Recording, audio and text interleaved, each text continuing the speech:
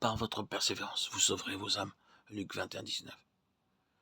Celui qui aime sa vie la perdra, celui qui hait sa vie dans ce monde la conservera pour la vie éternelle. Jean 12, 25. Nous ne sommes pas de ceux qui se retirent pour se perdre, mais de ceux qui ont la foi pour sauver leur âme. Hébreux 10, 3, 9. Parce que vous obtiendrez le salut de vos âmes, pour prix de votre foi. 1 Pierre 1, 9. En lisant Luc 21, 5 à 19, nous pouvons aisément nous apercevoir que ce passage des Écritures parle du salut de l'âme. Par votre persévérance, vous sauverez vos âmes. D'habitude, chaque fois que la Bible parle de notre salut, elle insiste sur le fait de croire. Ici, cependant, il est dit que par la persévérance, nous sauverons nos âmes. Donc, il doit y avoir une différence entre le salut de l'âme et le salut de l'esprit. Si je me souviens exactement, l'évangile selon Jean mentionnait 35 fois que celui qui croit à la vie éternelle. Dans tout le Nouveau Testament, il n'y a pas moins de 150 cas où apparaissent des affirmations comme croire et être justifié, croire et avoir la vie éternelle, croire et être sauvé, et ainsi de suite. Pourtant ici, il est parlé de persévérance. La persévérance est une œuvre, elle n'a pas la foi. D'où que le salut de l'âme est tout à fait différent de simplement avoir la vie éternelle. Lisons attentivement ce passage de Luc 21 et considérons comment il parle du salut de l'âme. Comme quelques-uns parlaient des belles pierres, des objets apportés en offrande qui faisaient l'ornement du temple, Jésus dit, les jours viendront où de ce que vous voyez, il ne restera pas pierre sur pierre qui ne soit renversée. Ils demandèrent, Maître, quand donc cela arrivera-t-il et à quel signe connaîtra-t-on que ces choses vont arriver? Le temple mentionné est le temple saint à Jérusalem. Vous se rapporte aux disciples. De ce que vous voyez indique la destruction du temple dans les jours qui viendront, dit le Seigneur Jésus, où il ne restera pas pierre sur pierre. Le verset 7 mérite une attention particulière. Ici, la question semble être la même que celle du passage parallèle de Matthieu 24.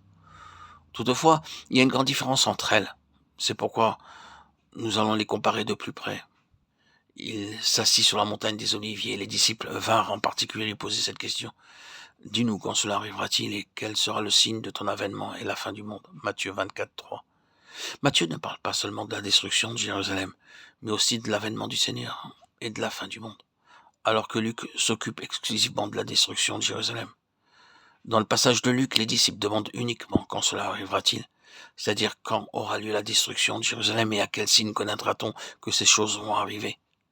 Il n'y a pas un mot pour s'informer de l'avènement du Seigneur ou de la fin du monde. Rappelons les questions qui sont soulevées dans l'évangile de Matthieu. Quand cela arrivera-t-il? Quel sera le signe de ton avènement? Quel sera le signe de la fin du monde? D'autre part, dans l'évangile de Luc, les questions se portent sur un seul point. Quand cela arrivera-t-il? Et à quel signe connaîtra-t-on que ces choses vont arriver?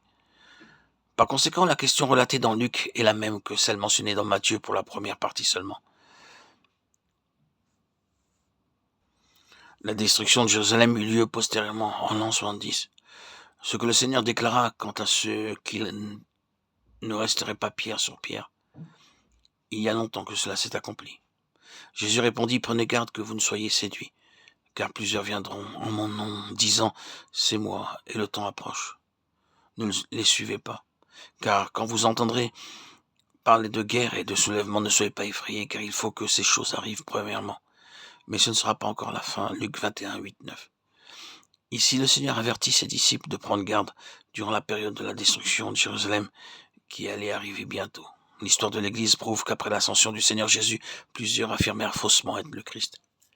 Et ainsi le Seigneur voulait que les siens sachent que bien que plusieurs viennent proclamer faussement être le Christ, et quoi qu'il y ait des nouvelles de guerre et de tumulte, la fin sera encore à venir. Par votre persévérance, vous sauverez vos âmes. Les disciples sont tenus pour responsables lorsque toutes ces souffrances et persécutions viendront s'abattre sur eux. Ils auront besoin de demeurer persévérants, et ainsi ils sauveront leur âme.